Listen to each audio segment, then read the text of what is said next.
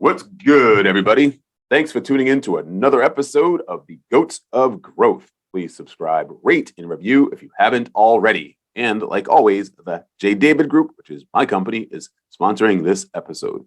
We help recruit today's go-to-market teams that will lead the next generation of unicorns. Email me web@thejdavidgroup.com to learn more about how we can help. And don't forget, working on a book called The Goats of Growth, which is the untold stories of the greatest revenue leaders of all time, due out by the end of 2023. So follow me on LinkedIn to learn more about that. Now, my guest today, for a second time, is Stephen Messer, who is a serial entrepreneur and the co-founder of Collective I, which provides the most comprehensive solution on the market for companies seeking to optimize revenue using artificial intelligence, connections, and collaborations. Simply put, they're like the Waze for sales. But if you want to learn more about that, I strongly encourage you to go back and listen to episode number 107, where we take a deep dive into all of that. I'll also share a link to a private training that Stephen did for me, where you can learn about AI, machine learning, and deep learning. It's just fantastic, especially with everything that is going on in the age of Chat GPT and how we can use all of these intelligence to help us perform better and execute. But he's not here to talk about that today. He's here to talk about the genesis of his previous success, which is LinkShare, which is an affiliate marketing service provider that got acquired by Rakuten for a cool $425 million. Stephen, welcome back to the Goats of Growth. Jay, thank you so much for having me here. And I'm really excited to hang out with you and your audience. Absolutely. Thank you for coming back. So let's just start with what I just ended with. Tell me in the audience about LinkShare. What was the genesis for it? Like, why did you get started? What sort of opportunity did you see in the marketplace? Yeah, so I started my business with my sister Heidi and two other co-founders. And the thing about the businesses that we like to go after are things where there's an opportunity to build a network-based approach to winning a new kind of market. And when we started looking at the internet, it was very early on. It was 96. It was a very early time for the internet. People were trying to figure out what was going on. And there was an early belief that the way the web would work would be similar to the way radio, television, and magazines have been done. And if you go back to your core principles, and try to understand the foundation, you realize right away that that was not a very good model. If you think about it, you have a business model being built around a passive model, TV, radio. You're listening, you're hanging back, right? When a McDonald's commercial comes on, you think to yourself, okay, maybe I'm hungry, maybe later I'll get McDonald's. You don't actually leave your TV program to watch it. In fact, there's a lot of reasons that you get punished if you were to do that. Right, your episode of Seinfeld was only going to be on for 30 minutes. If you walked away, frankly, even go to the bathroom, there's a good chance you might miss some of those funnier jokes in the beginning and be really upset because you didn't know when you were going to be able to see it because syndication wasn't going to come for years. So you'd have to hear about it from someone probably doing a poor job to explain it. You wouldn't want to leave. So there was a lot of incentive to stay seated, watch the brand message, and move on. And there are very few channels. Radio has a limited spectrum. You had a limited number of TV stations. Even with cable TV, it was still a relatively limited amount of stations that you could watch. And so for those reasons, that passive advertisement that passed on made sense. But that wasn't the internet. The whole beauty of the internet was hyperlinks. Unlimited amount of websites. So when you think about core principles, yeah, that didn't make any sense. But yet everyone was like, oh, let's do it. So I remember Yahoo went and hired some really big media guy to turn the company into a big advertising company. It was going to be one of the top media companies of the world. And sure enough, that didn't really work well. And in fact, the one player who really made the most was the player who sent you away, Google, right? And they didn't even come up with the economic model to do it. That came from a totally different group that came up with that idea. And so, but that was sort of this idea was people looked at, and here we are looking at this thing saying, no, people are going to go away. How do we align incentives so that by people leaving, that's a good thing? How do you embrace the internet? Hmm. And the second thing was we said, look, it's going to be distributed not to a few websites like you had a few TV stations, but anyone can have a website. We want to encourage that. How do these people make money? Because you may not realize it, but if you go down this media road, maybe the top 50 websites will get 95% of all the advertising revenue because the way advertising is bought, right? Media companies go to agencies and agencies take the money that they're given from, say, McDonald's or Pepsi or Ford, and they get paid to spend the money, not efficiency. They get paid to spend the money. Well, you could spend the same amount of money with one big website that you could with 500,000 small ones, but the 500,000 small ones took a lot more work. Mm. So you had the bulk of people creating and innovating in the internet, unable to make a dime, and you had these very few boring websites that were very big at the top, making everything and not doing a great job. And so that was the pinnacle of how could this be? How can you let this happen? So then you saw that opportunity and sort of I guess the inefficiencies as far as how brands were advertising and trying to drive revenue for whatever it is that they were selling. What was next? In other words, you identified that as a problem. How did you then go and start creating this company that would solve that problem? Well, so the first problem was we had to figure out how could you actually pay someone from traffic coming in to traffic going out. Mm-hmm. And the idea at that time was, okay, we'll use cookies. And the problem with cookies are people were deleting them. And so, you have the system where you're promising to pay people for their good, hard work. And at the same time, knowing that your system is not safe, it's flawed.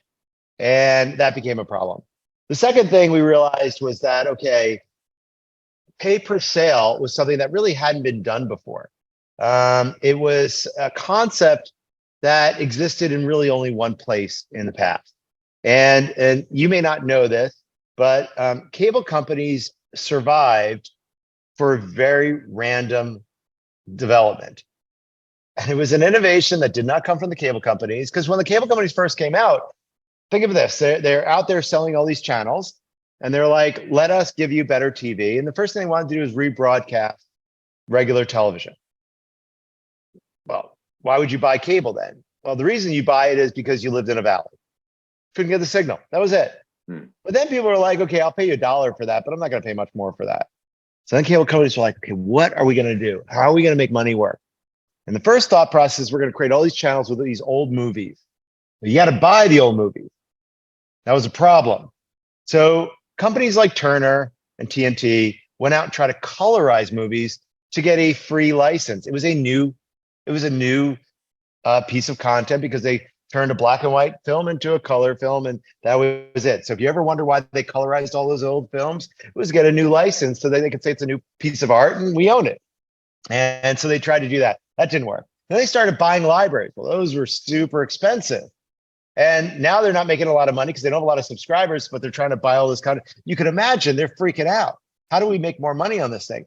Well, this guy comes along with this idea. And he says, I have an idea for you, Mr. Cable Company. What if I, on my own money, produce a program that's 5 minutes long that demonstrates the value of a product, and I'll give you a cut of every product I sell? Now, this was the Ginsu knife. You may not remember. For those who don't know, go onto YouTube and look up a Ginsu knife.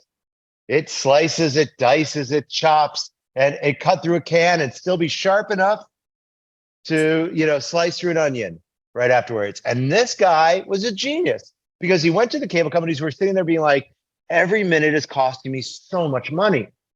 And he said, I'm going to take away that cost. Better than that, I'm going to make you money. Now, if you're that cable company, you're like, how do I know you're going to pay me? And he said, that's a good idea. I have an idea. What if I came up with a separate 800 number for every cable, what they call MSO, local operator? And that way, when someone calls up and says, I want to buy the Ginsu knife, we can track where that came from, and I'll give you a percentage of the sale. And we'll use an independent call center. So you don't have to trust me. I want you to trust them. And we'll get a report. And at the end of it, I'll tell you what came in. I'll be able to track the user. I'll be able to tell you if that product got returned. And then at the end of every month, I'll pay you what you needed. The cable guys were like, this is a pretty good idea. I save money and I can make money. That's a double win. I'm going to do that. Now, that little idea turned into, what if we turned it into a 30-minute commercial, which turned into things like QVC and HSN. All of a sudden, people like Barry Diller and some of the other players started coming up and saying, wait a second, what if we don't need to buy content? What if we just start making content and selling other people's stuff? And we'll just take that exact same 800 number. Now that became how cable companies made money. And we said, that's a pretty good idea. What if we could find a way to track it? And we got a patent for doing that. And that opened up this whole new field called affiliate marketing. All right. That was extremely informative and educational. That's something I did not know about, which is really cool. But that piece about, you said you got a patent for being able to track a user. Okay. Yeah. Help me understand that process though. In other words, how did you make that leap? In other words, you're looking at this business model and you can say, okay, let's figure out a way to track a visitor or user with this link. Like, what did that look like? How did you build that particular piece of technology? Or yeah, so we started with first principles, which is what can we do? Okay. And one is we realized as a first principle, we need to be a neutral third party, because it would be easy to say, oh, I'm just going to go get all this equipment. I'm going to go sell it myself and I'll pay a commission to other people. And that's what Amazon tried to do, right? Amazon came out and said, hey, you're going to sell my stuff and I'm going to pay you commission.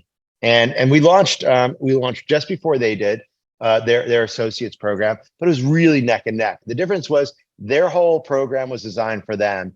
And we said, no, we want to be a marketplace for where affiliates can find companies with commissions and make money. And we'll be the neutral third party. We'll be the ones tracking everything. We'll be the ones calculating the commissions. We'll be the ones collecting the money. We'll be the ones paying it. So everyone can trust each other.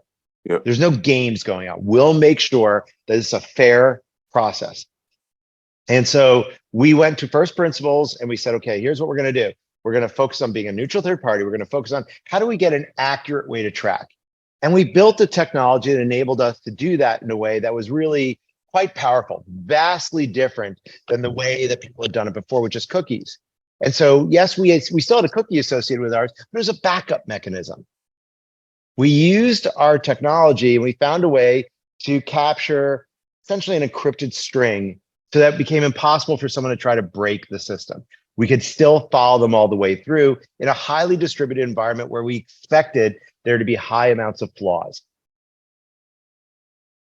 Where did you raise money in order to sort of make that happen, in order to build the technology? Tell me about that, and how did you get it built? How many iterations did you go through before you actually got it right? Just give me the story there. Right, so this is 1996 and I'm in New York City. Okay. I'm not in Silicon Valley, because even if I was, it wouldn't have mattered.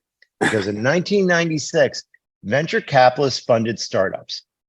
But the startups they funded were software companies. And software companies had very clear metrics. Probably the same way if you look at SaaS now, right? AI business models are dramatically different than SaaS business models. So if you go to a VC today, you pick the name, some of the best names out there. They are going to sit there and ask you for SaaS metrics that make no sense to a foundational model or AI model company. They're going to ask you things like CAC, and this is insane stuff for an AI company. So even when I speak to, I feel like I've built a few $1 billion of value for our investors. I'll go talk to them and they'll ask me about like AI models in this SaaS model way, and I'll try to explain it to them, and that you can literally see them not understanding how to grasp it in their mind. It just, they can't think of it. Well, this is the same thing when you went to software players as a network model. They couldn't understand our business model. So year one, you would have thought we got funded. Nope. We scrounged together. All four of us basically moved in together, contributed all of our cash into it, went dumpster diving for hard drives. I mean, it was brutal back then. And this went on for years. We did not get funded until I think it was close to 98, 99. Wow. So you basically bootstrapped for a couple of years. And where did you find, you're in New York City, where did you find the technical expertise, the developers, in order to do it? So look, I was lucky. I got recruited. I worked for the Department of State for a little bit. Then I got recruited to Columbia Business School, where I taught.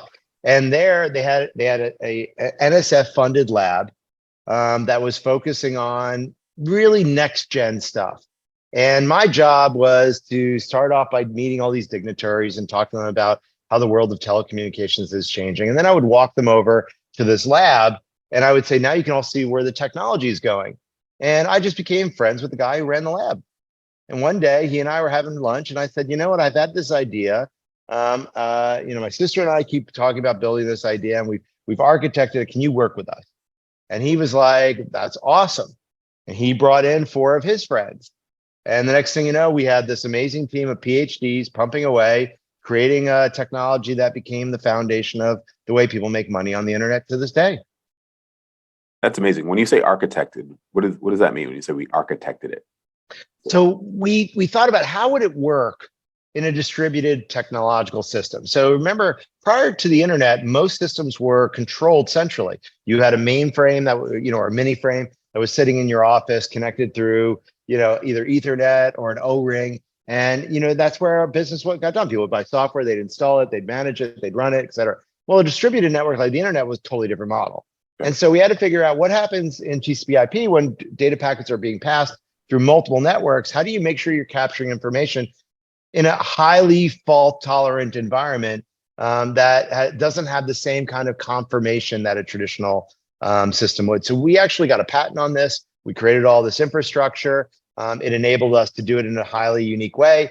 It enabled us to do it where it was very fault-tolerant, so that all of our links to this day are encrypted, so you couldn't see who was getting sent what traffic. I mean, it was really pretty powerful stuff. And we were able to do that and then test it out in the real world. All right, let's go there then. Testing it out in the real world. How did you begin to get it out there, to get people to start using it, and what was that story there? So here's the deal. Being successful in a disruptive company requires 2 things. One is a high tolerance of pain. And I always tell people, if you're going to do these kind of businesses where the disruptive businesses, never live more than 2 stories above the ground, because at one point you will look out the window and think, today might be the day I want to jump. And maybe that ends up in a sprain as opposed to something worse, because there's always a day where something that seems so obvious to you, so clear, the rest of the world looks at and thinks makes no sense at all. And you don't understand. And the reality is they just don't understand the world that we're becoming. They understand the world as it's been. And you saw that with AI, right? I mean, for the last few years, we've been out there talking about how it's insane to have humans predicting the future in forecasting every week, losing 52 days a year. And yet people still think it's a great idea to sit down and have a deep thought about the what's going to happen. And somehow they believe they have a skill in the same way there are gamblers who are addicted to gambling who think somehow they know how to pick the right horse. It's insane. But this is where people's heads are at. They just can't get past it. I think there are sales leaders in your network who think, I have a good skill. I know how to get a forecast done. Really, what they know how to do is manage expectations amazingly well, which is a totally different game. But it's the same thing when we started off. We said to people, hey, wouldn't this be amazing? And there were people who came from the agency world who were like, no, that's not amazing. That is exactly not what I want to do. In fact, nobody's going to do this. This is a horrible idea. And we would say, why is it horrible? They would say, well, our customers care about making sure that their brand does not end up in a website that has pornography. And I would follow up and ask questions like, but why is it that I've seen a Coca-Cola vending machine outside of, strip clubs? Not that I go to strip clubs, but I've definitely driven by them and you can definitely see them. I go, wouldn't they be worried about that? And they're like, well, no, that's different. And I was like, okay, how about this? I've been in delis that are disgusting and there's a Coke there. Are you endorsing dirty delis? And they would be like, no. And I'd be like, so what? Why would it be such a big deal if an ad show? Well, they no, you don't understand. Okay, I really don't. What do you want me to tell you? Like, people who like pornography or dirty delis, are they not allowed to drink Coca-Cola? Like, I don't understand this logic that you have. And this is the stuff we would get into. And they would say, I don't understand any of this at all. So you have to be able to take the recognition that the rest of the world hasn't caught up to where you might have gotten with your idea. And that's going to mean you got a lot of downsides. So say 2 floors or below.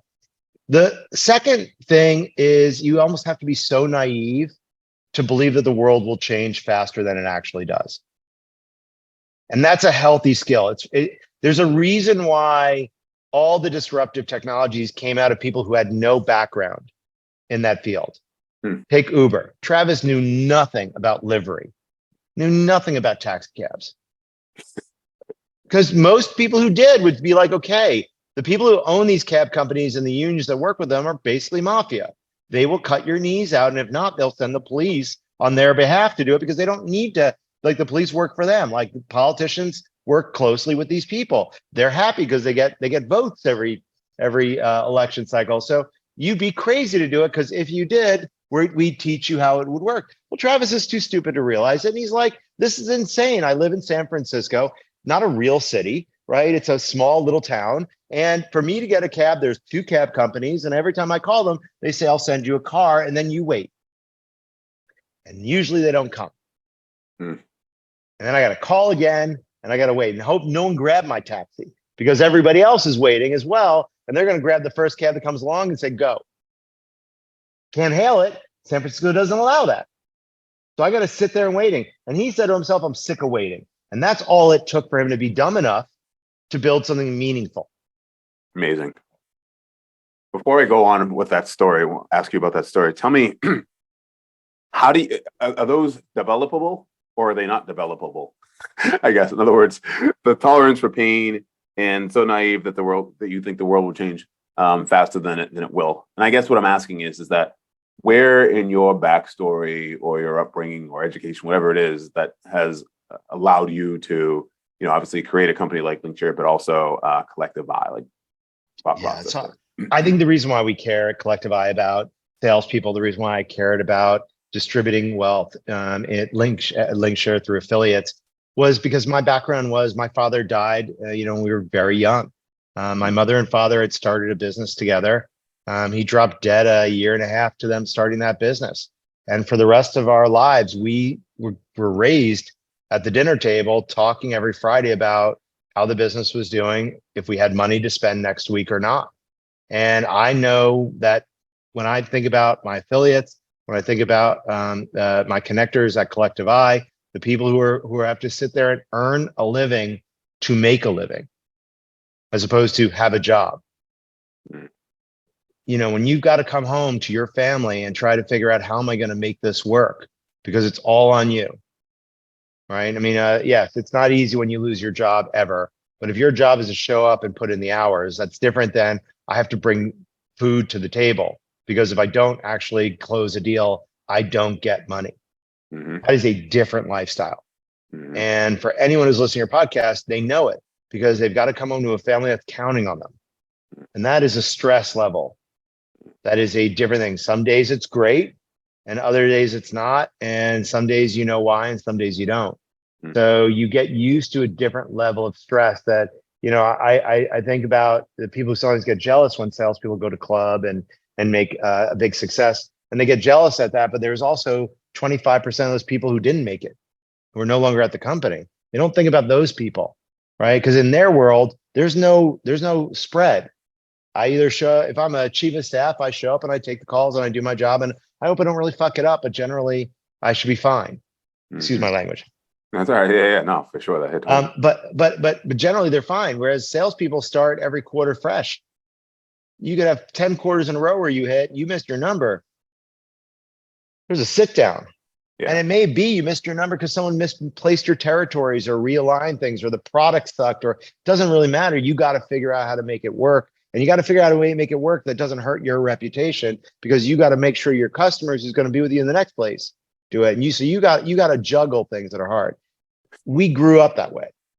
Got it. Yep. Got it. Yep. That makes sense. Thanks for sharing that. That's impactful for sure. So there you are on the second floor. Actually, it was ground floor. Ground floor to be safe, right? We started on the ground floor to be safe. Literally sprained ankle. Literally and figuratively, by the way, right? So you're doing a lot of evangelizing and you're sharing your vision with the folks who are questioning the viability of having their link show up on a porn site and what have you. Tell me about what's next. How did you actually convince the let's be first clear, group of- you're getting destroyed. You're getting destroyed. You're making phone call after phone call where people look at you like something is wrong with you. And in fact, I sit now on a lot of these boards where they're asking, okay, how do we make sure we don't get disrupted? And I always say to them, if someone who's got an intelligent background, who's well-spoken, comes in with an idea that makes you think they're insane, they have far too much experience, far too much success. You need to stop and pay attention, because it's you saying that won't work for my industry, that won't work for me. You don't understand. You don't get all that other stuff. If they're that smart and successful and that driven, and they believe, you need to sit down and say, what am I missing? And just start with a different presumption. Presume this person's right. Don't sit there and do I'm going to be skeptical because I want to prove I'm a good critical thinker. Start off with a different perspective. Say, let's say this person's right. What does it mean? Because if that person's thought, and you really take it, assume this, I want to believe the way this person believes. Convince me. I'm there. Like, tell me, how would it change my business? And if all of a sudden the things they say have a big impact on you, listen hard. Because even if there's a 10% chance, you should be playing the probabilities. 10% chance of your house catching on fire would be insane. You buy fire insurance with less than a 1% chance. Right. But in business, people want to be proven that they were right. And so they'd rather be, hope that they're wrong. So this is what you should expect on your calls, is you're going to have people saying no, definitively. And we had that for a long time. Quantify that. When you say for a long time, what are you talking? Let me tell you something.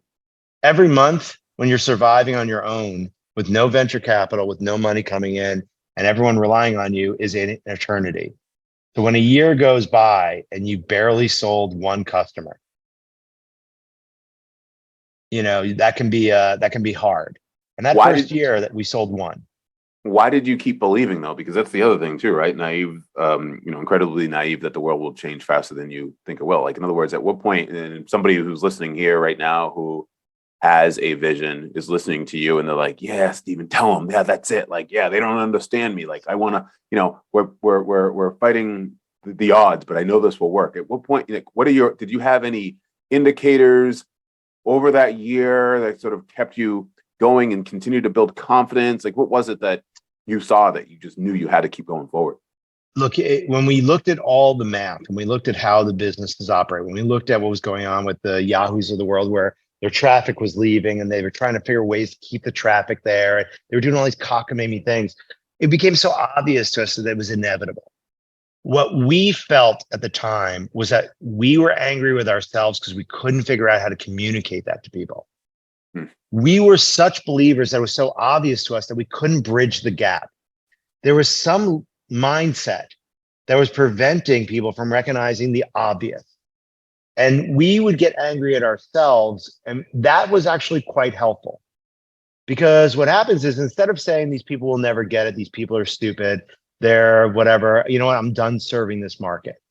These schmucks deserve to pay the problems that they have. We kept saying to ourselves, what are we doing wrong?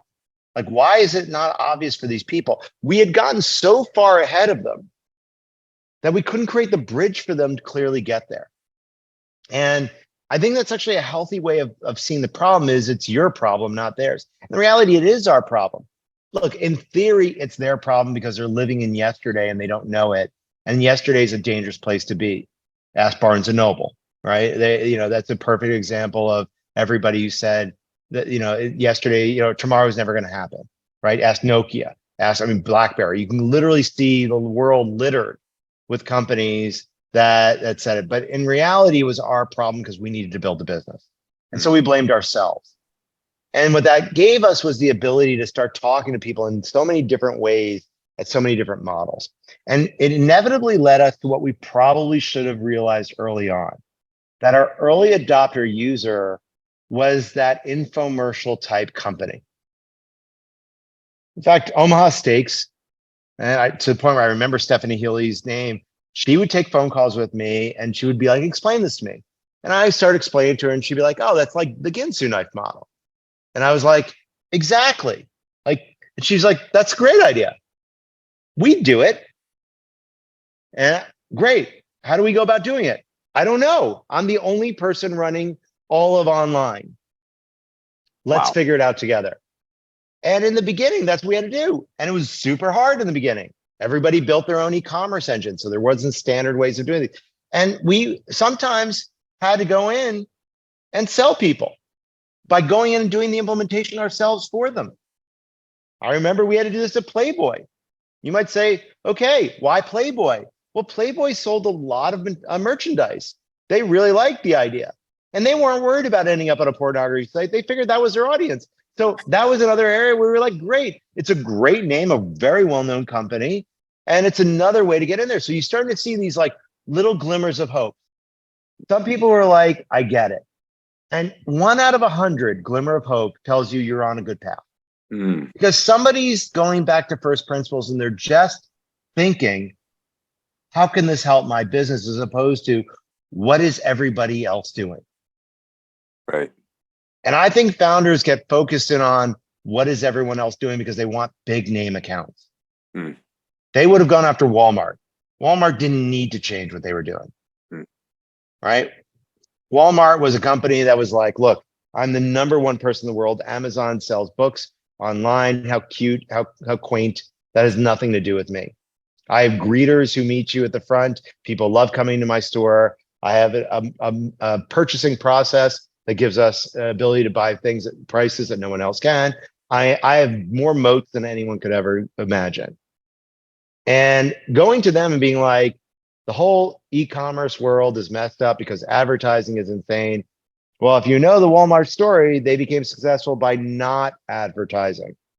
So they were like, you're right, not our issue.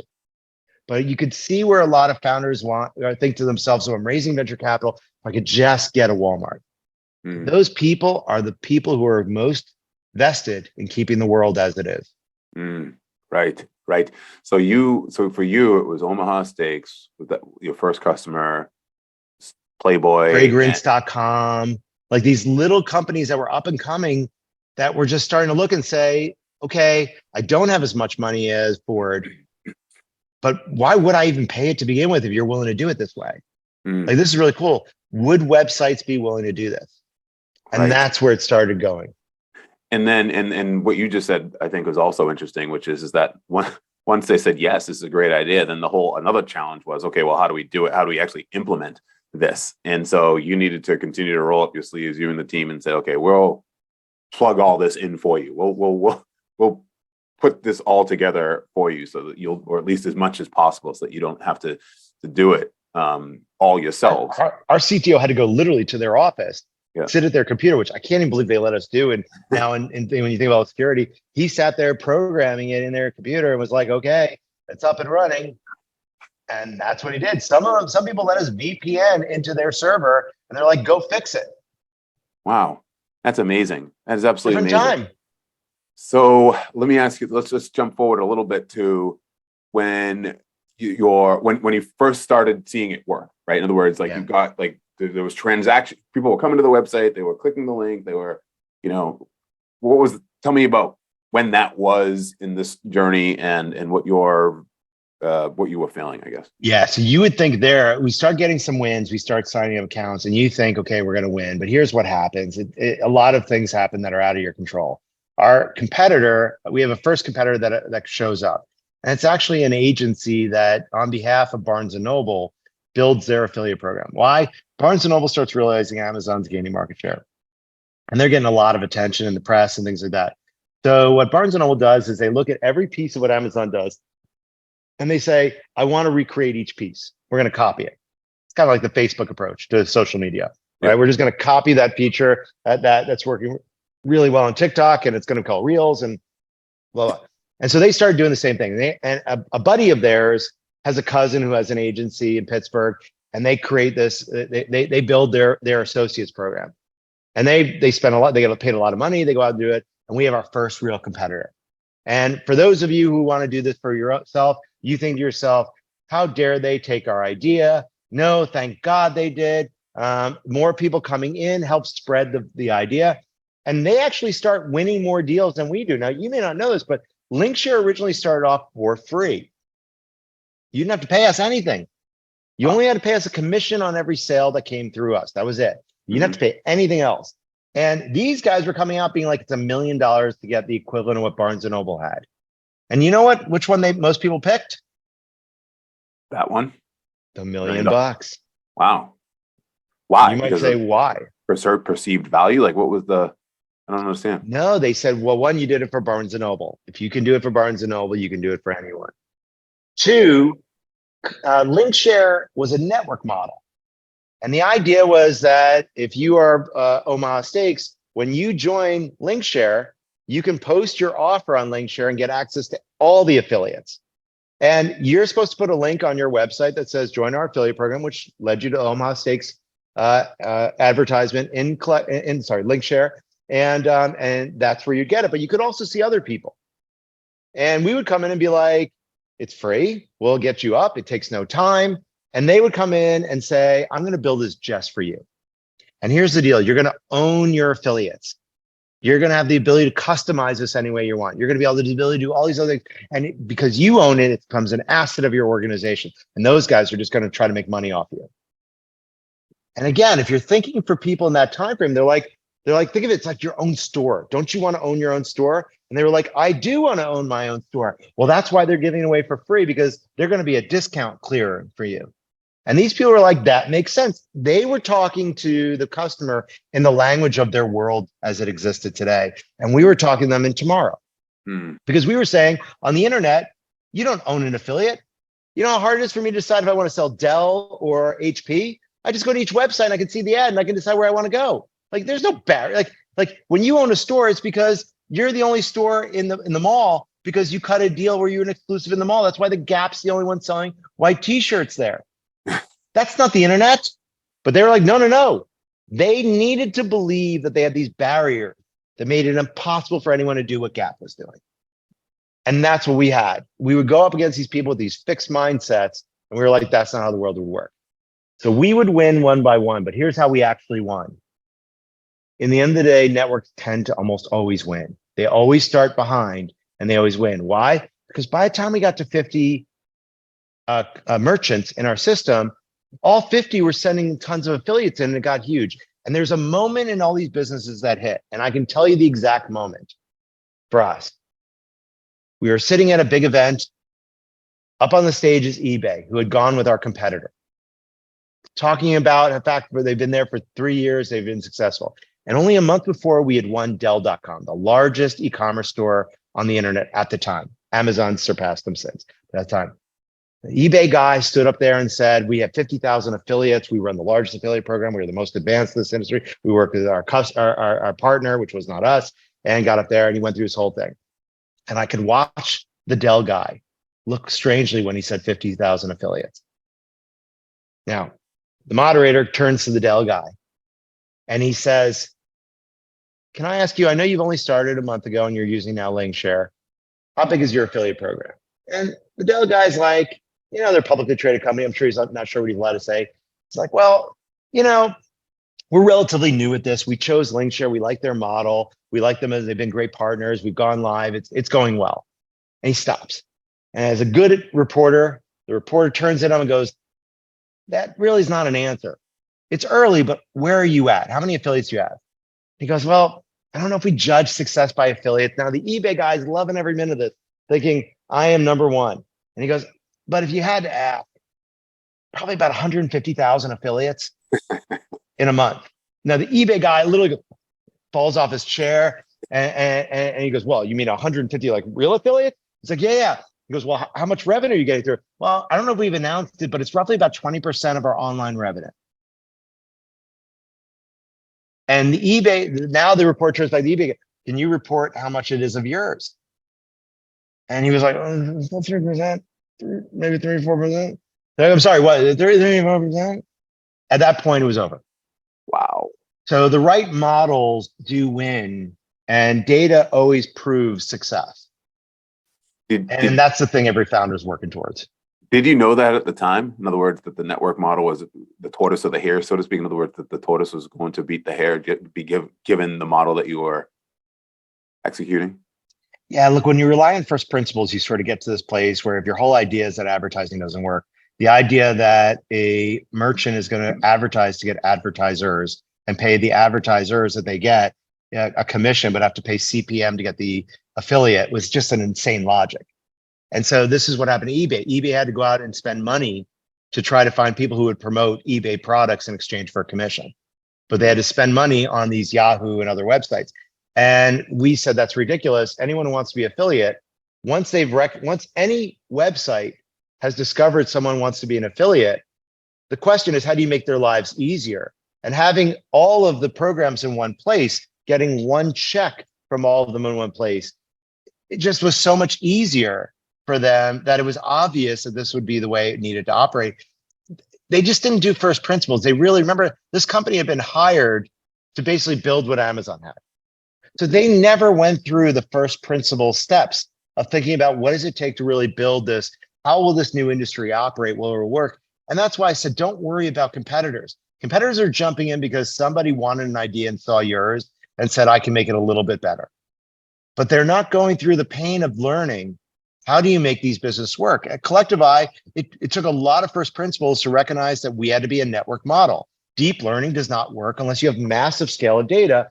No one company could have their own data. You end up in this death spiral if you only use your own data, because the AI is only learning from your existing biases, and they're only magnifying those biases back to you. We knew that was something that existed, but you had to really know this technology. There's a whole bunch of people now are running into the AI world thinking, oh, this is so great because I can recreate ChatGPT, that don't understand any of how this new industry works. That's an example where it's okay. Suffer a little bit. It's all right. You mentioned first principles a number of times here, and one of the things you mentioned is what can we do first, I think was one. But is there a resource that you can point me to or the audience to when you say first principles? You're the first person I've even heard cite first principles. First principles comes out of science, where you basically break it down to its component. And you'll hear me give two things. One is core principles, and the other is first principles. First principles lead you to sometimes core principles that you can extend to the organization. For example, we believe networks are always, when we work together, we win together. Like, that is a core principle to Collective Eye. We believe that the wealth should get distributed to the users who are building the community. It's not for the benefit of us. So that's a different thing than a Facebook, right? In Facebook, they're trying to figure out, how do I get all the money? And, and then when you look at a lot of the other players that are coming up in social media, it's really about how do you make money, right? As a creator. And so these are examples where you have core principles, where you started off by saying, how would this, with the way that the business operates, how AI operates or how affiliates operates, as you think through all of the way that the new rules of that world are, you start at a foundation of, don't start with whatever everyone else is doing. You just ask yourself the question of, if I did it this way, what would that mean? And is there a more efficient way of doing things? Is there a better way? And so you're essentially exploring in a new environment as if it's fresh, as opposed to saying, oh, this looks like. So I'm just going to apply everything I know from here over here, which is what a lot of people with experience want to do, right? If I were a database guy, I would be like, oh, BI is the same thing as reporting. And then they would say, okay, AI is similar to the BI. Like, they're trying to figure out how to take their knowledge, which they believe is valuable in terms of wealth and getting paid, and transition it over to something new. But that actually brings in a lot of biases that tend to be wrong. They're taking these legacy models and trying to just apply it to something new. And you know that, because otherwise we would have News Corp instead of Google, right? But we have Google, right? We would have, instead of Facebook, we would have, I don't know, some other, like the Boy Scouts. We don't have those things. What happens is, the reason why I think new people coming in can start with first principles so easier, they're not trying to fit something they're afraid of losing the thing they were valuable for, right? Yep. For those who are technologically oriented, when Hadoop came out, all the Oracle DBAs became worthless. Different kind of database, didn't work in the way a relational database. So you saw the salaries that have been going up like crazy for an Oracle database, a DBA, dropping like nothing. And so these people are so afraid that could happen to them, that they cling to everything I know can be transitioned. when in actuality, what they should be doing is quickly trying to learn the new thing from scratch so they become the new expert in that thing. Right. Yeah, I get that for sure. I think I mentioned this last time we talked, but what you just said again reminds me of, the NASA scientists in that movie. Shoot, what was it? Hidden Figures? Yeah, Hidden Figures, right, exactly. Where, a lot of them were intimidated by, IBM coming in to essentially do their jobs. But then, the main character was like, I'm going to learn this new technology to continue to show value.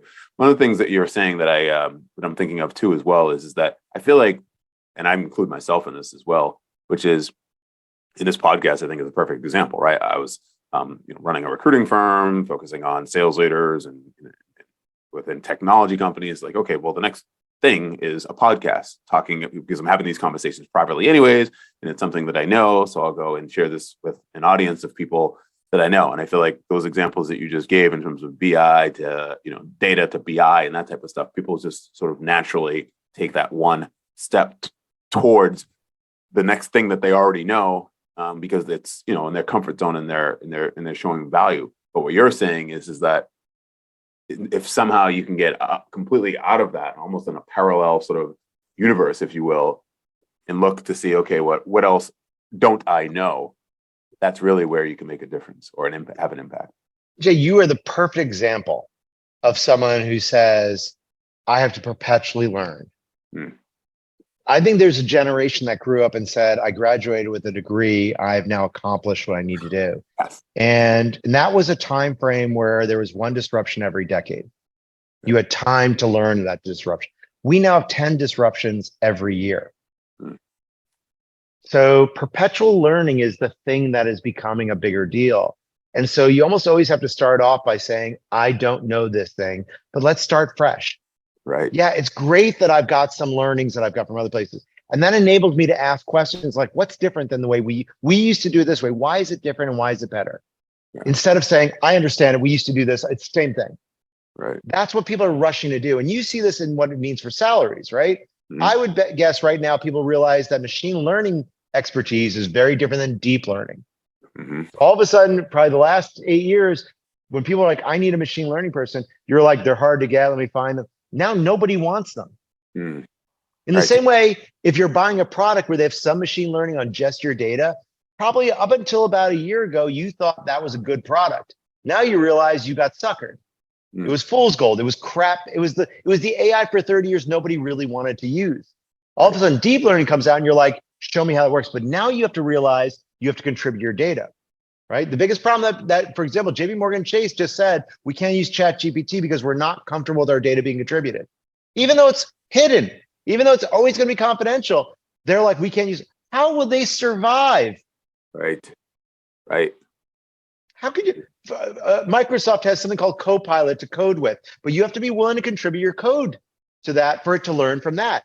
There's a lot of people who are going to be like, we would never do that. Why? They just made code worthless. The machine can write the code in seconds. Your multi-million-dollar effort is worth nothing now. You just don't know it because you're unwilling to try. But it means the person who learns how to use Copilot is worth dramatically more.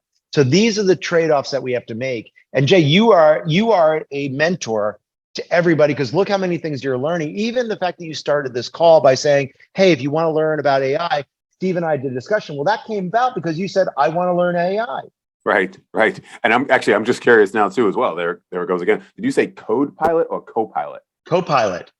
Like Microsoft does something called Copilot. As part of GitHub, what it enabled them to do is work with actually OpenAI again. And now they gave the machine the ability to learn from everyone's code repository in open source. Yep, I just pulled it up right now. Wow, fascinating. Yep, see, that's there it is, everyone. That's if you're growth minded and you listen to this episode, there's something else that you can learn and explore. I know I will, for sure. Let's go back because I don't want to leave everybody hanging, of course. Let's go back to the LinkShare story. So obviously you hit this inflection point, right? There you are. You've got Dell and you've got the eBay person, you've got the reporter asking them, and there it is, right? There's the sort of line of demarcation, I guess, if you will. Talk to us about the explosive sort of growth, if you will, from there, and how Rakuten came into the picture to acquire you. Yeah, so that Dell moment, and everyone's going to have this in their business. There's this moment where all of a sudden it just hits and you realize, oh my God. And we went from maybe selling 4 customers a month to selling close to 50, 60 a month. And then it just kept scaling. And it just took off. And network models feed off each other. They do have this exponential thing. And it really worked out well for us. Those years that sucked really trained us to be ready for the years that were great. And we originally went to go file in 2000 to go public. And we had perfect timing for the market crash to hit us just before we went out. And at the time, it felt horrible because, the company was just about at its IPO. It would have been terrific. In hindsight, sometimes the worst things are the best things for you. And you have to remember that when they happen, because bad things when they happen suck. And you think it'll never get better. But let me tell you something, if we had gone public at just the stock market had collapsed, I don't know how we would have survived. We would have had to deal with so many problems. And it was hard to survive as a private company after all the employees thought we were going to be worth billions and also the great stuff. But it ended up allowing us to really do things we couldn't have done. We built a great business. The business continued to grow. It continued to do its thing. And we started the process of going public again in 2000, I believe at the end of 2005, just before 2006. And as soon as we started our process, we got hit with 11 bids. The hardest part was everybody who was on our board was bidding to buy the company, and everyone else. It just, bankers do what bankers do. As soon as we got out, everyone wanted, and we had a very good and successful joint venture with Mitsui Bussan in Japan. Mitsui is one of the oldest and most well-known companies in Japan. We had been very successful with them. They are lovely, amazing partners to have. I couldn't have asked for better partners. And what ended up happening is Rakuten was sort of the eBay of Japan. And they were looking and saying, okay, we sell products on our own, but this distributed model is really powerful. And they got very interested in the business. Now, there are a whole bunch of other companies at the same time who were doing the same thing. It became a very active bidding process. And before we knew it, we ended up selling the company to Rakuten, who today runs it successfully and has done a great job in building it. It is still the dominant affiliate provider in the world. And I think it really goes well with Rakuten's Ichiba model from Japan. And as they expand into the US, I still think it's probably one of the most successful acquisitions they've ever had and produces probably more cash than almost anything else they've bought in the market. And so we're really proud of the work they've done there and the team and how well it did for everyone else. But that was a very fast, surprising ending to what we thought was going to be an IPO, and a very good, successful outcome for everyone. Do you remember where you were when the acquisition finally was completed, when the money hit the bank? The money hit the bank. I think I was rocking myself to sleep because the stress levels were so high that when it was finally done, it was such a shock to us. We had survived so many near-death experiences that the fact that the deal finally closed, I think didn't really. I think it probably took a year before it settled in because, the stuff that founders don't really talk about the stress you live under. It took me probably 3 years to be able to get off the bed on when my clock wasn't on an even number. I mean, you have all these weird things that you just can't control, and so your mind finds things that you try to control to do it, and it's it's stressful. And so the fact that we went through all that, even though the money had cleared the bank, entrepreneurs tend to see the world as the glass is half filled, but my God, that glass could break at any moment. What do we do? Right. And so it's a very weird way of thinking and operating. And we really also wanted to make sure that, it was a successful sale.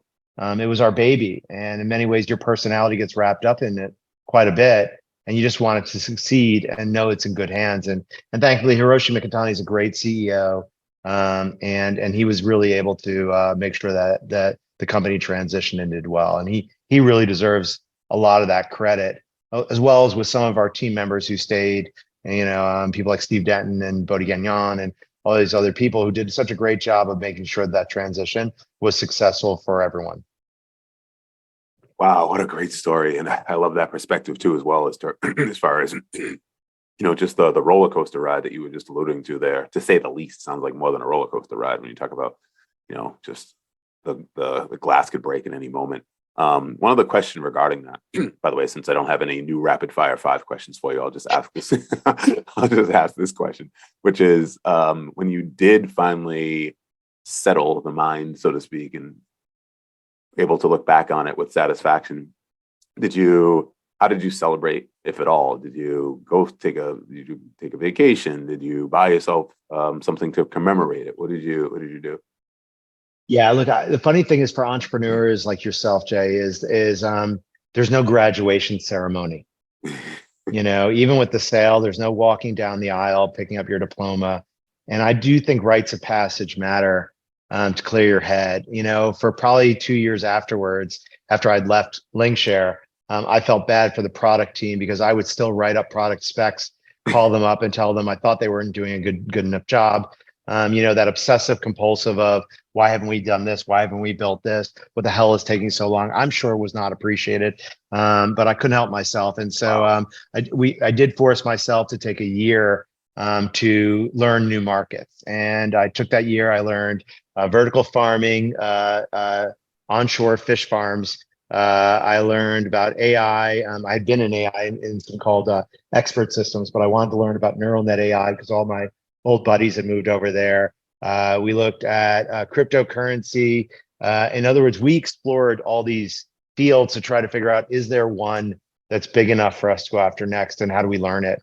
And that really, there was a lot of work we did around all of those new subjects. And you really meet people around the world who are thinking about the world differently that help you rethink about what's a new market you can go into. And eventually that led to Collective Eye, where we were really focused on changing the world with a new kind of AI. But I will tell you, there are themes that always stay with you. One, the network effect business models are the only ones we focus on. The second big insight is you look for places where the common logic hasn't changed in a long time. So while it will be extremely painful to change, they're most likely to be disrupted. So take CRM, been around for 40 years, hasn't really worked. But this mindset of trying to get CRM to work has become so ingrained that you could actually completely change that industry. In the same way, the advertiser's mindset at LinkShare was so fixed that they couldn't see that this new change would take place. So these are kind of themes. And I think the last big theme is probably the one I grew up with, which is people who have to earn money have it far too hard and live under too much risk. So if I can help distribute the success first to our affiliates at LinkShare, then to our connectors at Collective Eye, that's the ones we want. We want where our success is their success, and their success is the underpinning of our success. And if you can create those kind of models, I feel like you leave the world when you eventually pass in a better place and your life had some meaning. Amazing. Absolutely amazing. One other question I want to ask is, can you tell us about Forecast and the speakers that you have there, and just what that's all about? Because that sounds phenomenal. I don't think we talked about it last time. Yeah. So look, part of our community-based model and this idea that when we work together, we win together is the idea that, some of the things we already talked about, which is this idea that we used to graduate with a diploma thinking we had now finished our education. And now with 10 disruptions every year, that education doesn't stop. The second thing is we believe in our name. Collective Eye is short for collective intelligence. We believe that we learn from each other, and that's almost as important as the subject matter worth trying to learn. And so we provide this event called Forecast. And for those who are sales individuals, we did it tongue in cheek because in Collective Eye, we completely automate forecasting. There's no people involved. It's kind of like in Google Maps or Waze when you get your estimated arrival. It's constantly updating the information from a community. And that means you get a much better view into your own personal deals, and it does a good job. But we said, what happens if you get 52 days back a year because you're no longer doing Forecast Fridays? What would you do with that time? Well, one, you'd have the ability to have 20% more revenue for yourself. And because you make commission, that's a big deal. And given how many people missed their numbers, that's a big deal. The second thing, though, is what if we gave you 90 minutes where you could spend each week with a top expert, but you got to talk to them? So if you think about TED Talks, TED talks at you, and you're supposed to listen and be entertained. And I don't think that's education. In the Collective Eye model, you'll get to sit down with, for example, Nouriel Roubini, the guy who predicted the 2008 collapse. He's one of the world's top economists. Well, we didn't spend 90 minutes interviewing him and having him do a shtick. It was 90 minutes of anybody being able to say, I have a question for Dr. Nouriel Rubini, and then asking directly and getting him asking questions back, and you being able to go right back at him. Well, same thing with people like John Chambers, who's going to be speaking shortly, or Yashua Bengio, one of the founders of deep learning, right? You have the opportunity to either listen because you don't feel like you know enough to learn and you can listen to other people, and we get some of the world's top people in the audience, or you get the ability to say, I hear you, but I'm worried about this, and get a really good discussion with someone who actually knows what they're talking about. And if you do that 52 times a year across all different subjects, and we've done everything from quantum computing to the SARS reaction, to the breakout of war in Ukraine, down to AI itself, like we just mentioned, we had Jan LeCun, who's the chief data scientist over at Facebook, speak only a few weeks ago. When you have 52 times where you hear this and you get to hear their thinking, it changes the way you're able to digest all this innovation. Instead of it becoming scary, it becomes fun because you start to see how these themes are all interacting. You start to hear how they think through problems. And that's what makes this stuff so powerful. And we give it to the community to use. If you're in sales and you're a customer of ours, you can invite your prospects as a way of engaging with them. We really want the community to grow and we want to give value back. It's also why we do all of our customer support at Collective Eye through a Discord channel. We want everybody to see the problem you're having so that everybody can talk about it or the idea you have and you want it better, because we want to improve the product for everybody, not just one person. And these concepts are really, I think, what makes this newer generation of AI-driven businesses so much more fun, because we believe we're all working together as opposed to, me selling you a product. I'm not Larry Ellison, and I'm not trying to be Bill Gates. I'm trying to say we as humanity can do more by giving Collective Eye gives you superpowers. ChatGPT gives you superpowers. The more superpowers you get, the faster humanity becomes what is a potential it can achieve. And that's what we love so much. So I hope you and your audience will join us. Just go to ciforecast.com, C like collective, I like intelligence, ciforecast.com, and you can sign up and join us. And I hope you do. They are fantastic. Yeah, absolutely. And I'll put that in the show notes as well, for sure. That is fantastic. Stephen Messer, thank you. One other question, which is how can folks, obviously that was a great resource and link that people can go to, but how can folks connect with you, just to follow up, say thank you, perhaps ask a question I didn't ask or anything else? That's awesome. You can find me if you want to get a free version of Collective Eye. You can go to intelligence.com and you can connect to me, and then you get access to my whole network of everyone I know. And that's a great way to find a reason to reach out to me. Say, can you make an introduction? I will. It's a fantastic way of doing that. The second way to do it is you can get me on LinkedIn if you want. I'm always available there. And you can always email me at Collective Eye. It's my first initial last name. And you can always email me. I will do my best. If you just make sure that you put Jay's name in there, because I'll do anything for Jay and his team. I will support him all the way. If you put it in there, you'll get a response from me. Absolutely. That's a way to stand out in the inbox of the messages. Thank you, Stephen. Stephen Messer, thank you again for doing the Goats of Growth. Bye, everybody. I am cueing the music.